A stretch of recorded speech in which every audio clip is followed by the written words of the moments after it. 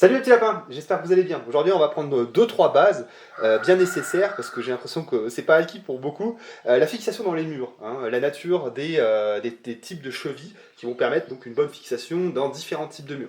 Donc je vais pas vous refaire l'homélie du père Alexis sur la nécessité d'avoir un atelier, un établi avec un espace de travail et des outils de qualité professionnels de préférence pour leur réputer pour leur fiabilité ou leur réparabilité. Ça je n'ai plus besoin de le dire. On ne voit plus de matériel Ryobi sur les chaînes d'autonomistes. D'ailleurs, maintenant, on voit des outils sur les chaînes d'autonomistes. Ah, si, il y a eu du progrès depuis. Ah, si, bien évidemment.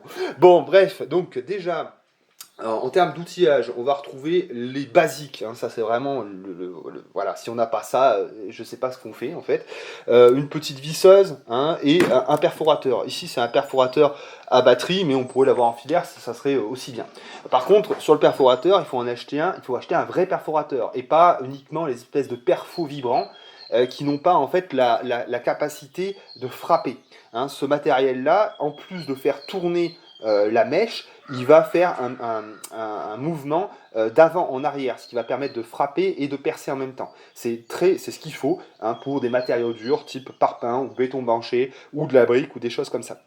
Tandis que ceux qui sont en dessous, en termes de gamme, ils vont faire que vibrer. Ça vaut rien. C'est vraiment pas nécessaire. Enfin voilà. De toute façon, nous, voilà, on investit dans du bon matériel. Ça sert à rien de faire le radin ou la radine à acheter des trucs qui vont moyennement pour ensuite devoir se repayer un truc ou s'emmerder la vie. Donc on investit directement dans du bon matériel quand c'est des trucs essentiels. Là on ne parle pas d'investissement un peu saugrenus ou originaux. Donc voilà. Une fois qu'on a ce matériel, il va falloir définir le matériau qui compose le mur, ce qui va nous dire la mèche qu'on va utiliser pour faire un trou, puisque avant d'utiliser une cheville, on fait un trou. Si on apprend des choses assez extraordinaires sur cette chaîne, si, incroyable. Donc, pour savoir la nature d'un mur, on va taper dessus, on va le toucher, on va essayer de voir un peu. Si ça sonne creux, bien souvent, ça va être du placo. Si ça sonne un peu lourd, un peu dur, ça peut être du parpaing. Enfin voilà. Généralement, c'est assez facile de définir ça. Si vous avez un mur en dur, c'est directement sur ce type de mèches qu'on va utiliser. Donc des mèches donc à béton. Elles ont pour originalité, on va dire, particularité plutôt, d'avoir cette finition en bout de mèche, puisqu'on va percuter la matière en même temps qu'on va tourner pour percer. Donc là, ça, c'est ce type de mèche qu'on va utiliser pour des matériaux durs, parpaing, béton, etc., etc. Et de la pierre aussi, évidemment. Ensuite, on va avoir les mèches à bois. Si des fois, alors dans du bois, généralement, on visse directement. On n'utilise pas de cheville. C'est dans les matériaux le plus souvent creux ou totalement pleins. Mais bon, pour vous montrer simplement, ici, donc, alors je dis ça, mais par exemple, dans l'OSB, ça serait bien de mettre des chevilles. Puisque l'OSB, des fois, il est très fin, il fait que, je sais pas, moi, 12 mm, voire peut-être même des fois 9 ou 8, ça commence à être trop fin pour envoyer des vis dedans. Donc là, ça peut être bien de mettre une cheville. Donc ici, on va utiliser des mèches à bois. Les mèches à bois, elles ont pour particularité d'avoir une petite pique à la fin, à leur bout, ici. Elle permet en fait finalement de centrer la mèche. Voilà. Elle pique le bois et ensuite on va tourner autour pour faire notre trou. Voilà, donc ça c'est les mèches à bois. Ensuite, alors ça peut arriver, ça m'est arrivé tout à l'heure justement, j'ai tapé dans un rail placo. Donc là, vous imaginez bien que dans un rail placo, on va y aller avec aucune de ces mèches-là. Donc on va utiliser de la mèche métallique et la mèche métal. Donc la mèche métal, voilà, c'est comme ça, c'est comme ça. Donc là, c'est pareil, c'est bien d'avoir de la qualité. Alors moi, je les ai toutes j'avais un joli jeu tout complet, tout bien. Je l'ai éclaté sur ma serrure parce que je me suis retrouvé enfermé dehors. Mais voilà, donc ça c'est pour percer le métal. Donc quand on fait des travaux oui, ça peut être travaux quand on fait des agencements, qu'on soude, qu'on doit faire un... Bon, bref. Mèche métal. Voilà, donc là, on a à peu près toutes les mèches. Je vous ai présenté à peu près toutes les mèches pour différents matériaux. Et donc ensuite, on va parler des chevilles. Donc là, vous voyez, alors attention, là, on a préparé cette vidéo, c'était juste incroyable. Donc là, je vous ai mis différentes chevilles. Elles sont pas toutes là, il en existe peut-être d'autres différentes. On n'a pas mis d'ailleurs le scellement chimique. Mais là, on a pas mal de chevilles. Donc, je vous les présente les unes après les autres. Donc là, on a des chevilles, on va dire universelles, Vous allez voir comment est-ce qu'elles réagissent, mais celles-ci, elles ont la propriété de pouvoir se ficher dans des matériaux pleins ou des matériaux creux. C'est ça qui est très très bien fait. C'est que soit si elle est dans un matériau plein, elle va se gonfler, soit elle est dans un matériau creux, et bien vous allez voir, c'est juste incroyable, elle fait un boudin vraiment bien. Donc ça c'est bien, moi j'en ai toujours un petit peu d'avance, parce que quel que soit le matériau, et ben ça ira bien. Alors celle-ci c'est une petite, hein, on va vraiment pas mettre grand chose dessus, mais c'est pour l'exemple. Ensuite, on va avoir... Comment ? Tu vas parler des tailles qui est indiquées sur les chevilles. Oui, oui, je vais vous montrer. Celle-ci, donc, ça va être une cheville molly. Hein, ça, c'est pour la fixation lourde dans du placo. Vous allez voir comment est-ce qu'elle réagit. Vous allez voir, c'est beaucoup plus explicite quand on l'a fait fonctionner. Donc voilà, donc ça va permettre le support de charge lourde dans des matériaux creux type placo. Donc ça, c'est pas trop mal. Voilà. Ensuite, on va avoir les toutes petites chevilles. Ça, c'est des petites chevilles matériaux pleins ou tout matériaux. Ça, c'est bien pour mettre, voilà, si on veut accrocher un tableau ou quoi, c'est très bien.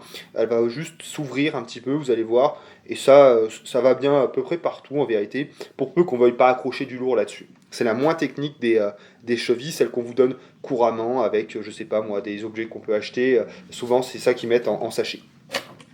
Et ensuite, en dernier, la cheville tape. Voilà, donc ça, c'est vraiment pour du matériau plein, type une dalle béton. Si on veut fixer un rail placo sur une dalle béton, on va faire un trou, on va insérer ça, on va taper dessus et vous allez voir, elle va s'écarter et donc permettre de tenir. Alors, les chevilles, ce qu'il faut savoir, c'est que bon, c'est pareil, en fait, il faut s'y intéresser un petit peu, il ne faut pas acheter le premier truc qui vous tombe sous la main en magasin.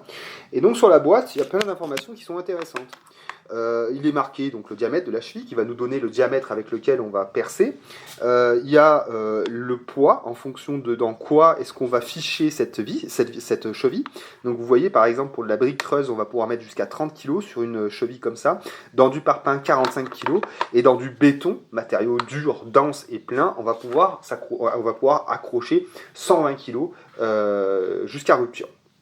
Et il est indiqué aussi, comme je vous le disais ici, hein, il faut bien regarder, hein, tout est marqué sur les boîtes. Hein. Souvent, les clients en magasin de bricolage, ils viennent nous voir et tu leur retournes le paquet, tu dis il faut lire, mec. Non, mais c'est vrai quoi. Donc là, ici, vous avez le diamètre dans lequel on va percer pour insérer la cheville, et les vis, le diamètre des vis qu'on va insérer dedans. Donc ici, ces chevilles, elles peuvent permettre de mettre des vis de 6 ou de 8 mm. Voilà. Et derrière, on a un mode d'emploi. Ça, c'est le truc. En fait, les gens, ils achètent un produit, ils voudraient que, hop là, ça se jette après le mur. Hop là, ça y est, c'est fixé. Non, il faut lire un minimum. Donc ici, il y a toute la marche à suivre. Donc percer au diamètre. Voilà. Donc si des fois vous vous souvenez pas, eh bien vous aurez tout ça. Et là, ici, on voit bien sur les chevilles matériaux creux ce que je vous expliquais. Dans un mur plein, elle va se gonfler. Dans un mur vide, elle va avoir tendance à faire un espèce de boudin comme ça. Voilà. Donc voilà, donc si des fois vous avez fait comme moi, c'est-à-dire que vous avez éclaté les boîtes et vous n'avez plus du tout ces informations, vous verrez que sur votre cheville sont répertoriées ces mêmes informations. Diamètre 8, le diamètre des vis à utiliser, donc voilà, donc il n'y a aucun souci. Celles-ci c'est des bonnes qualités, c'est des Fisher, enfin bon, bref. Voilà, donc on va voir comment est-ce qu'elles réagissent. Donc on va commencer par celle qui fait les petits boudins. Donc voilà, donc j'ai percé mon trou au diamètre de ma vis. Je vais... Alors... Voilà, c'est bon, je finis de l'enfoncer tranquillement. Et maintenant, je vais choisir une vis. J'aurais peut-être pu préparer ça à l'avance, ça aurait été pas mal.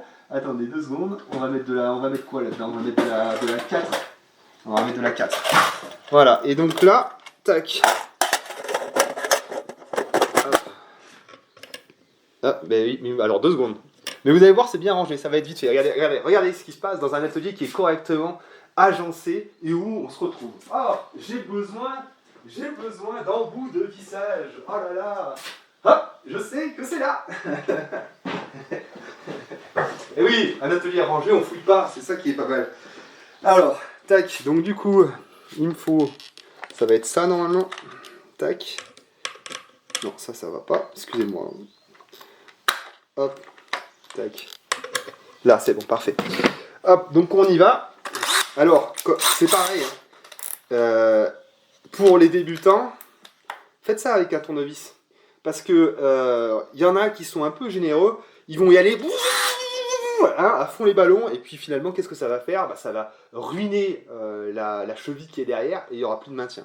Donc on se met en vitesse 1, on y va, et on va visser ça tranquillement. Vous voyez, là, elle commence à gonfler, donc dans du matériau plein, ça serait impeccable. Et nous, ce qu'on va faire, voilà, on va jusqu'au bout. Et quand on est au bout, enfin, je vais au bout, voilà, quand on est au bout, hein, ça nous dit bien de faire 3 tours supplémentaires. Donc on va faire nos 3 tours. Et, vous voyez? Voilà. Et voilà. Et là, on a notre boudin. Hein, et là, vraiment, on a un super maintien. Et donc, c'est ce que je vous disais là. Si on a un gros neuneu hein, qui n'a pas lu la notice d'utilisation, on va visser, on va visser, on va visser. Qu'est-ce que ça fait si on visse comme un gros con? Et là, on arrache tout. On arrache tout. Et encore là, ça tient. Ouais, encore là, ça tient. Mais bon, là, ça va. Mais non, ça veut pas. Ah, c'est tout flou. Tout ce que tu as essayé de prendre? D'accord, bon, ça va.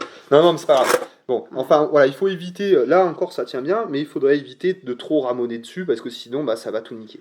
Ok, on va enlever notre vis. Tac, on va faire... Voilà. Et donc, maintenant, on va faire donc, la petite, la moins technique. Celle-ci, donc pour accrocher des tableaux, des choses comme ça. Donc, vous allez voir. Pareil, on l'enfonce. Celle-ci, vous allez voir, elle est juste fendue en deux. Donc, elle va quand même maintenir moins de poids, puisque vous allez voir quand même que derrière, c'est un peu différent ce qui se passe. Voilà. Voilà, elle ne fait que se gonfler dans le matériau.